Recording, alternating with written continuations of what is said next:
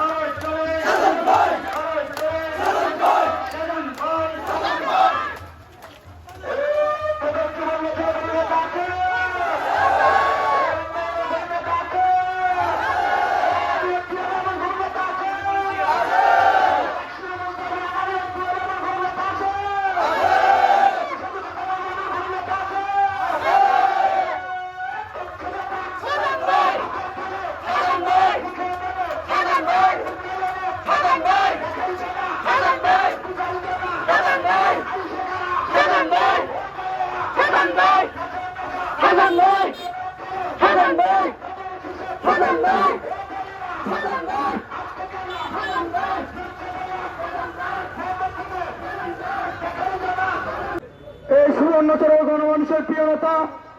এক সময়ের সুবর্ণচর উপজেলা যুব দলের সংগ্রামী সাবেক সভাপতি নোয়াখালী জেলা কৃষক দলের সাবেক সাধারণ সম্পাদক সুবর্ণচর উপজেলা বিএনপির সাবেক অন্যতম প্রভাবশালী সদস্য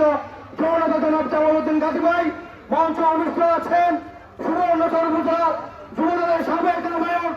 বিগত ফ্যাসিস্টের সময়ে সুবর্ণচরের রাজপথে যার প্রদর্শনায় ছিল ছোটবেলার মতো বিএনপির অন্যতম সাধারণ সম্পাদক বর্তমান সাবেক উপজেলা বিএনপির সদস্য জনাব জামালউদ্দিন গাজী আঙ্কেল আরো উপস্থিত আছেন। সুবর্ণচর উপজেলা